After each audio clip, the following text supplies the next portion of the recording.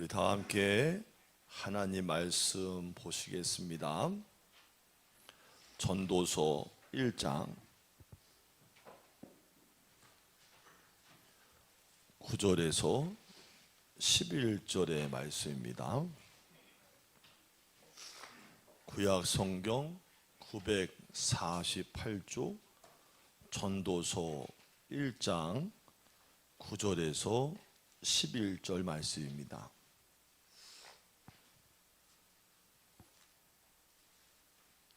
다 찾으셨으면 아멘. 자, 한 목소리로 천천히 한번 읽어보겠습니다. 시작. 이미 있던 것이 후에 다시 있겠고 이미 한 일을 후에 다시 할지라. 해 아래에는 새 것이 없나니 무엇을 가리켜 이르기를 보라 이것이 새 것이라 할 것이 있으랴.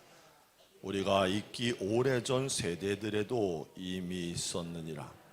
이전 세대들이 기억됨이 없으니 장래 세대도 그 후 세대들과 함께 기억됨이 없으리라. 아멘. 옆에 계신 분과 전우자로 반갑게 인사합시다. 하나님이 우리와 함께 하십니다. 아멘. 아유, 주보가 광고가 내용이 많으니까 입에다가 모타를 담궈가네. 자, 오늘 본문은요, 우리의 삶이 처한 상황을 정확하게 묘사를 합니다. 우리의 모든 인생은 사라지지 않는 욕망이나 만족을 위해서 다음 것을 계속 잡으려고 쫓아가는 인생이라는 거예요. 여러분 일평생 살아보시니까 어떠세요? 그냥 있진 않았지요. 자꾸 뭔가를 가지려고 쌓으려고 얻으려고 열심히 노력했지요. 인생은 그렇다는 거예요. 하지만 때가 되면은 물질적인 재미도 사라질 것이고요. 그 뜨겁던 사랑도 사라져요. 그리고 그 단단하던 내 허벅지, 종아리 사이 근육도 덴뿌라처럼 흐물흐물해지는 거예요. 가끔 이렇게 씻다가 보면 저의 가족력이 허벅지가 말도 못하게 두꺼운 집안이거든요. 근데 이상하게 요새 가만히 내 모습을 보고 있으면 이게 D자인데 긴 D자가 돼가고 있는 거예요, 이렇게. 근데 아래도 굉장히 이게 말벅지라고 하잖아요, 이런 게. 뭔지 봤었어야 알지. 단단했단 말이요. 근데 지금은 덴뿌라 붙여놓은 거예요. 허물허물 해가지고 기운도 없고 살도 들어져 있고. 때가 되면 그렇게 되는 거예요. 여러분 그런 말 들어보셨어요? 인생의 평준화 법칙이라는 거예요. 40대에는 욕망의 평준화가 오고 50대에는 지식의 평준화가 오고 60대에는요 외모의 평준화가 온대요. 그래도 발라야지 어떻게야. 하던 거 찍어 발라야지. 안 할 수 있나? 70대에는 성의 평준화가 온대요. 기운이 없는 거요. 수고라도 들다가 떨어뜨리는데 무슨. 웃어요. 할렐루야. 80대에는 부의 평준화가 온다는 거예요. 90대에는요 생사의 평준화가 온대요. 100세 때에는요 자연 속의 모든 평준화가 온다는 거예요. 왜? 무덤 속에 들어있으니까 뭐 알게 뭐요. 다 죽었는데. 인생이라는 게 시간이 지나면서 사라져 갈 것들인데 이 사라져 갈 것들을 붙잡으려고 하다 보니까 인생 사는 동안에는 오히려 내가 그것에 끌려가고 사로잡혀 계속 살아가게 되는 거예요. 젊어서는 돈을 벌려고 건강을 잃고 늙어서는 건강을 되찾으려고 돈과 시간을 잃는다는 말이 있어요. 인생의 어느 정점에 섰을 즈음에 인생의 공허함을 느끼게 되잖아요. 그게 마음이 헛헛하니까 달래려고 자꾸 술도 마셔보고 이쪽 저쪽 다 다녀보고 하지만 그것에 자꾸만 집착하고 되려 그것을 잊으려고 하다 보니 되려 그것도 또 외로움이 또 가져오는 현상이 나타나는 거예요. 그게 사람이 사는 거예요. 그래서 인생은 잡으려는 것은 정작 잡지를 못하고 오히려 사로잡히고 늙어가다가 가는 게 인생의 종착점입니다. 오늘 본문 여러분과 제가 읽었는데요. 이 짧은 말씀의 메시지가 바로 그거예요. 내가 지금 열심히 수고하지만 나는 내 삶이 허무하다고 평가를 한다. 넌 이미 사라짐의 세계 속에 있기 때문이다. 이렇게 말해요. 성경은 이를 가리켜서 시간이 지배하는 세계, 흘러감을 그 누구도 막을 수가 없고 잡을 수도 없는 세계, 해 아래의 세계라고 표현을 한다는 거예요. 그리고 그 사라짐의 세계 속에 사는 사람들의 마지막 반응이 뭐냐? 피곤이라는 거예요. 피곤. 우리가 읽지 않은 바로 윗절에는 8절 볼까요? 모든 만물이 피곤하다는 것을 모든 것이 수고로 가득해서 사람이 그 피곤함을 말로 다 할 수 없다. 이렇게 말해요. 사라질 것을 잡으려는 우리의 모든 인생의 시도의 끝에는 뭐만 남다는 거예요? 피곤함만 남게 될 뿐이라는 성경의 냉혹한 지적입니다. 인생이 왜 이렇게 허무한가? 첫 번째 근거는 다 사라질 것이기 때문이다가 첫 번째. 두 번째는 새로울 것이 없기 때문이라는 거예요. 10절 하반절에 그것은 우리가 이미 있기 전부터 이미 언제부터 있었다? 예적부터 있었다는 거예요. 그 사람들이요, 허무함을 막 넘어서기 위해서 어제 안 했던 거 뭐 새로운 게 없을까? 뭐 신박한 게 없을까? 자꾸 뭘 찾아 나서요. 그런데 전도서 저자는요, 길을 막 찾아 나서려는 뭔가 새로운 게 있지 않을까 나서려는 우리를 막았어요. 뭐라고? 가지 마라, 가지 마. 나서봐도 찾아봐도 소용이 없다. 새로울 게 하나도 없다는 거예요. 9절 하반절에 해 아래에는 전혀 새로운 것이 없도다. There is no new things under the sun. 해 아래에는 모든 게 다 새롭지가 않다는 거예요. 자, 인정합시다. 해 아래는 다 있던 거. 이 말이 우리에게 참 많은 의문을 남기죠. 그럼 왜 새로운 게 없어? 인류 문명이 눈부시게 발전하지 않았나? 여러분, 인류 문명이 굉장히 많이 발전하고 찬란하게 흘러왔는데 여러분이 일상 속에서 가장 신박하게 느끼고 새롭다고 느끼는 대표적인 물건이 뭐예요? 지금 주머니 속에 하나씩 다 있는 거. 스마트폰, 핸드폰이에요. 여러분, 예전에 이거 상상도 못했던 신통방통한 물건 아닙니까? 하지만 해 아래에 새 것이 없다는 이 말은 신제품이 없다는 말이 아닙니다. 어거스틴이라고 하는 신학자는 새 것이 없다는 말에 대해서 이런 표현을 써요. 사건들의 유형이 계속 반복된다. 그러나 다 똑같다. 사건들의 타입은 늘 똑같다. 여러분, 스마트폰 뭡니까? 그게 뭘까요? 스마트폰의 원래 근원 시초가 뭘까요? 속으로 지금 그러는 거예요. 내가 만들었나? 왜 물어봐? 원래 그 시초는요, 사람들이 언제나 다른 사람하고 연락을 주고받고 싶어 했고요, 관계의 고리를 이어주는 수단이 그 최신 형태로 나타난 것일 뿐이라는 거예요. 옛날에는요, 산 비둘기에게 편지를 날려서 소통을 했어요. 최신부를 통해서 전송모를 문자로 보내기도 하고요. 더 발전한 게 편지를 써가지고 발송을 했어요. 그러다가 조금 더 발전하니까 광대한 통신선을 이용한 전화기로 안부를 묻다가 어느 순간부터인가 선이 달려있지 않은 옆구리에다가 삐삐를 달고 다닙니다. 그래서 전화를 걸어서 안부를 묻는 거예요.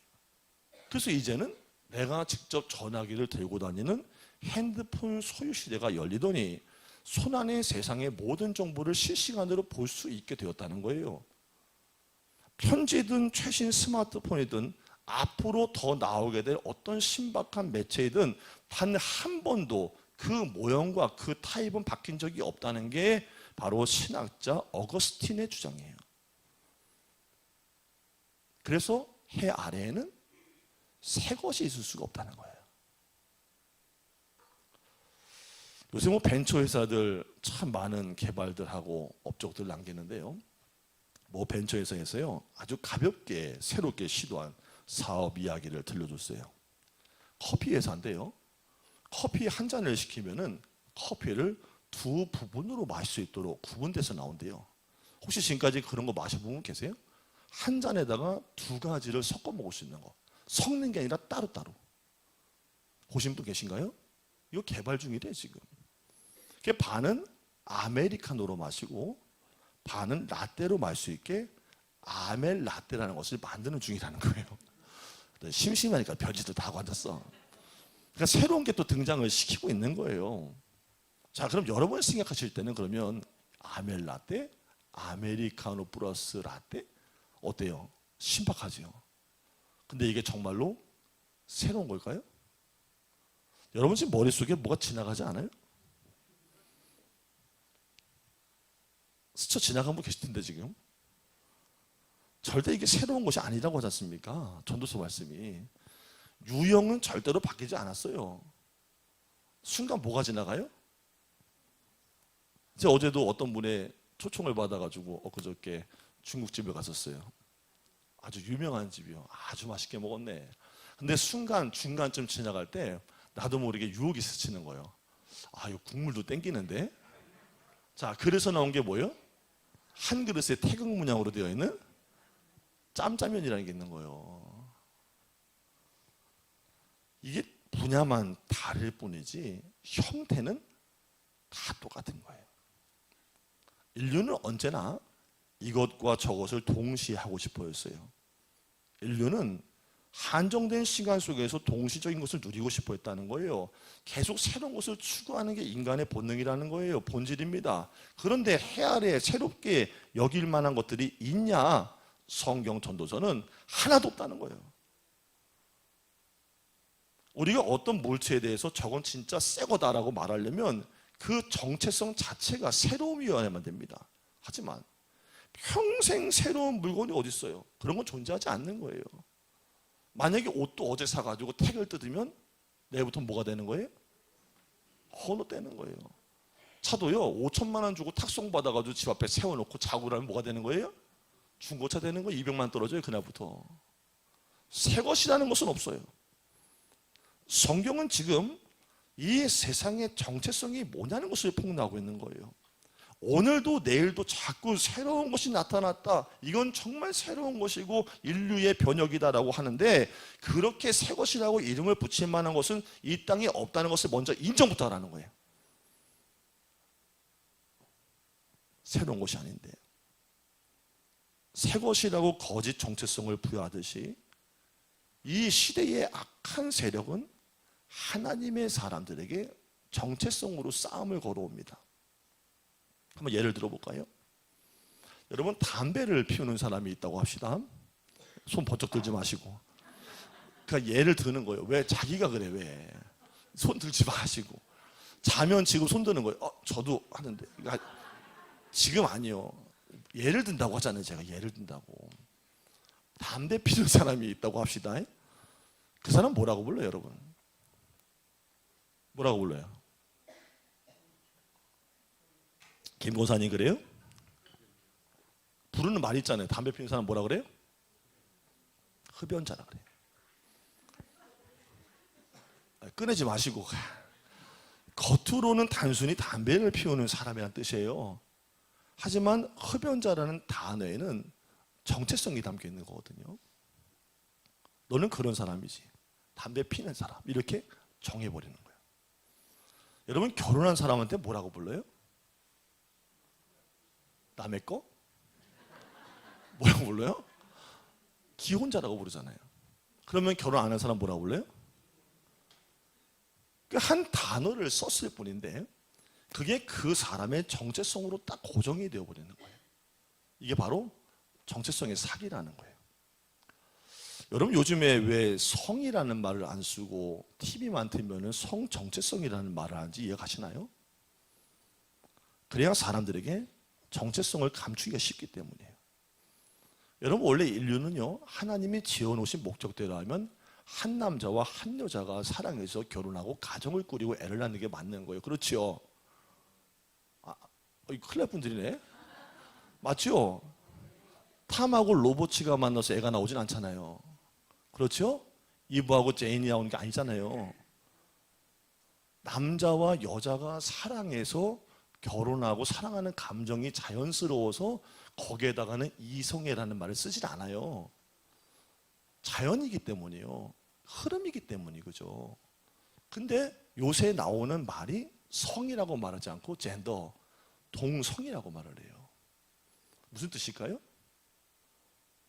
다른 이성을 사랑하는 게 아니라 동성에게 매력을 느낀다는 거예요. 그래서 외국에서는 실제로요, SSA라고 Same Sex Attraction이라는 말이 있어요. 동일한 성에게 매력을 느끼는 사람. 여러분 이제 아시겠죠? 이게 바로 오늘날 이 시대의 흐름이고 악한 사단과 세력의 장난질이에요. 정체성의 사기를 치는 거예요. 자, 그러면은 하나님의 자연스러운 창조의 질서를 따라 살면은 가정이 세워지고 후손들이 생기고 인류가 번창하는데, 하나님의 말씀을 반역하면서 잘못된 길을 걸어가면 어떤 일이 생기느냐?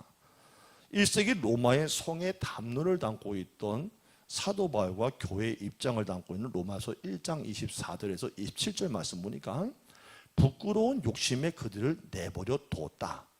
순리가 아니라 영리로 썼다. 본래대로 쓸 것을 본성에 어긋나는 것으로 바꾸었기 때문이다. 본래대로 쓰는 것을 바꿔버리고 버리고 보기에 흉한 짓을 함으로써 보응을 받았느니라, 이렇게 말을 해요. 자, 그 보응이 뭐예요? 여러분들이 그렇게 열심히 건강보험료 내고 있잖아요. 정부에서 한번 에이즈 때문에 국가에서 얼마 정도 지원하는지 얘기한 적 있어요? 여러분한테 개인적으로 통보한 적 있어요? 여러분한테 고지서 보냈나요? 암암리에 보낸 돈이 얼마인데요? 그 죄의 보응을 받는 게 에이즈고 원숭이 두창입니다. 이게 바로 정체성의 혼란과 사단의 역사라는 거예요. 이 땅에 헤아리는 새 것이 없다는 거, 하나님 말씀을 벗어난 것은 다 죄라는 것, 그 보응을 반드시 받을 수밖에 없다는 걸, 그걸 깨닫고 돌이켜 하나님을 봐야 한다는 거예요. 영원히 새로운 존재라는 것은 없기 때문에 사람은 이 땅에서 똑같은 타입을 반복하면서 지겨움과 허무함 속에 살 수밖에 없다는 것을 드러내고 있는 거예요. 그럼 운명처럼 내가 이렇게 지겹고 허무하고 그냥 그렇게 알고 살면 그만이냐? 그럼 그렇게 살다 죽으면 끝날까? 전도서가 제기한 이 질문에 대해서 성경은 허무에서 탈출할 수 있는 구원의 길이 있다는 걸 제시하고 있어요. 성경은 영원히 존재하는 하나님을 이야기해요. 하나님은 영혼 속에 거하시는 분이라는 거예요. 여러분, 하나님은 원래 아담과 하와와 함께 영원히 머무르셨던 분이에요. 근데 여러분 잘 아시는 것처럼 에덴 동산의 선악과 사건 이후에 사람과 하나님과의 관계가 끊어져서 사람은 하나님과 영원히 머물 수 없게 된 거예요. 이스라엘 백성들도 마찬가지였습니다. 순종할 때는 하나님과 함께하는 복을 누렸지만 죄를 반복해서 지었을 때는, 불순종할 때는 그 복을 누릴 수 없게 됐다는 거예요. 이런 상황이 늘 반복되니까 인간이 불안한 거예요. 언제 하나님이 나를 떠나실지, 나를 찾아와서 인정해 주실지 모르니까 불안한 거예요. 그래서 하나님을 떠나서 죄를 짓고 떠난 인간이 가지고 있는 근원적인 죄성이 뭐냐? 불안감이에요. 근심이에요. 막연한 두려움이에요. 바로 하나님은 반복되는 이 불안정한 관계를 온전하게 복원을 시키시려고 태초부터 한 계획을 가지고 계셨어요. 더 이상 사라지지 않고 우리와 영원히 함께 머무르기 위해서 계획을 가지고 다가오시는 거예요. 그래서 성경에서는 그것을 그분이 우리의 마음에다가 텐트를 설치하셨다, 이렇게 표현해요. 우리의 마음에 장막을 치러 오신 분이 있다는 거예요. 우리가 바로 대림절 이 기간에 그분을 맞이하는 거예요. 그분이 누구십니까? 바로 하나님이시자 하나님의 독생성자 예수님이신 거예요. 예수님, 그분이 육신을 입고 이 땅에 친히 내려오신 거예요. 요한복음 1장 14절에 말씀이 육신이 되어 우리 가운데 거하심에 우리가 그의 영광을 보니 하나님의 독생자의 영광이요 은혜와 진리가 충만하더라. 함께 합시다. 예수님이 나의 마음에 장막을 치셨다. 거하신다는 거예요. 나와 영원히 거하기 위해서 나의 두려움과 불안과 잘못된 삶의 모습들을 몰아내고 평안을 주기 위해서 예수님이 내 삶 속에 들어오신 사건이 바로 구주 예수님이 이 땅에 오신 사건이에요. 언뜻 생각할 때 하나님과 영원히 함께 되는 것은 죽어야만 가능한 거 아닐까 생각합니다. 근데 아니라는 거예요. 예수님 해 위에 영원한 삶, 이 해 아래로 가지고 내려오셨어요. 이게 뭐예요? 성육신 사건이에요. 우리에게 오신 하나님은 더 이상 왔다 가는 손님처럼 사라지지 않아요. 없어지고 사라지는 이 땅의 해 아래 것들과는 전혀 다른 분인 거예요. 하나님은 이 땅의 것과 달리 떠나지 아니하시고 머무르지고 계속 계시는 분이기 때문에 동행하는 그 순간부터, 예수님을 나의 구주로 모시는 순간부터 나의 안에 허무가 사라지기를 시작하는 거예요. 여러분, 저는 박진영 씨하고 친하지 않아요. 저는 그분이 맞다 틀리다도 잘 몰라요. 구원판지 이단이 전 잘 몰라요. 다만 한 가지, 박진영 씨가 그렇게 재산을 모으고 회사를 확장시키고 세상으로 유명해졌을 때에 2010년도인가 12년도에 그가 침대맡에 성경을 펼쳐놓고 성경만 계속 읽었다는 거예요.